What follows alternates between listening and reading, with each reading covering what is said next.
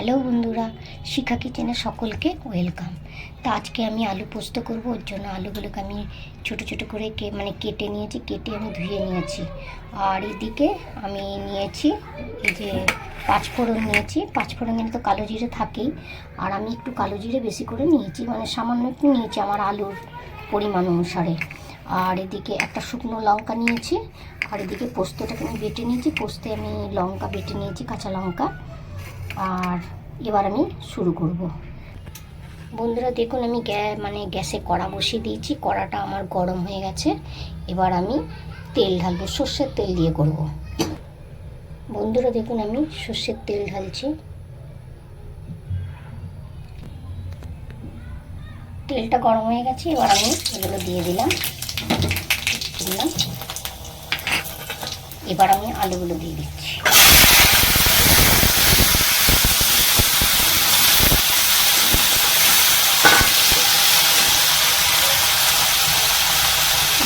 পরিমাণ মতো নুন,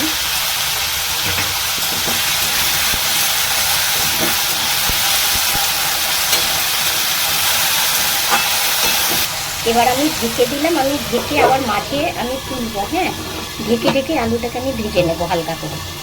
বন্ধুরা দেখুন, আমি সিম আছে 10 মিনিট পর আমি ওঠালাম। দেখুন আলুগুলো কিন্তু আমার মোটামুটি সেদ্ধ হয়ে গেল। আর সেদ্ধ হয়ে গেছে আলুগুলো। আমি সামান্য এবার একটুখানি জল দেব,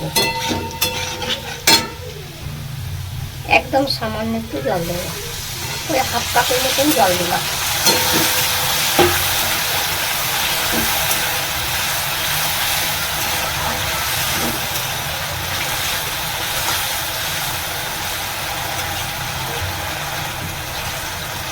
জলটা দেওয়াও যেতে পারে, নাও পারে, দিতেও পারে, নাও পারে। দিলে একটু বেশ মানে পোস্তটা যখন আমি দেবো না, নইলে ফট করে টেনে নেয় আর কি। জলটাতে আলুটা সেদ্ধ হয়ে যায়, তো ওই জন্য টানে কম।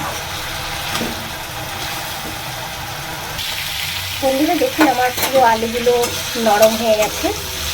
হ্যাঁ, এবার আমি দেখুন নরম হয়ে গেছে। আর এবার আমি পোস্তটা দিয়ে দিচ্ছি।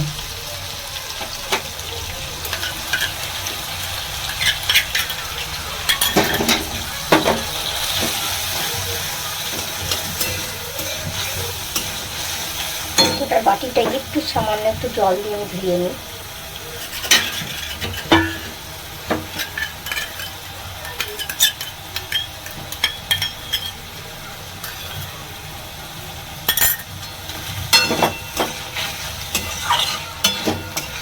পোস্ত আমার কমপ্লিট হয়ে গেল। আর আমি যেভাবে পোস্তটা বানালাম আপনারা করে দেখবেন, আশা করি আপনাদের ভালো লাগবে।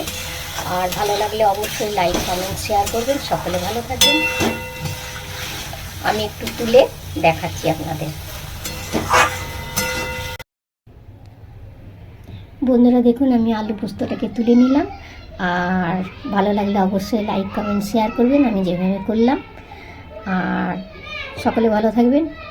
পরের রেসিপিতে আবার দেখা হবে। টাটা।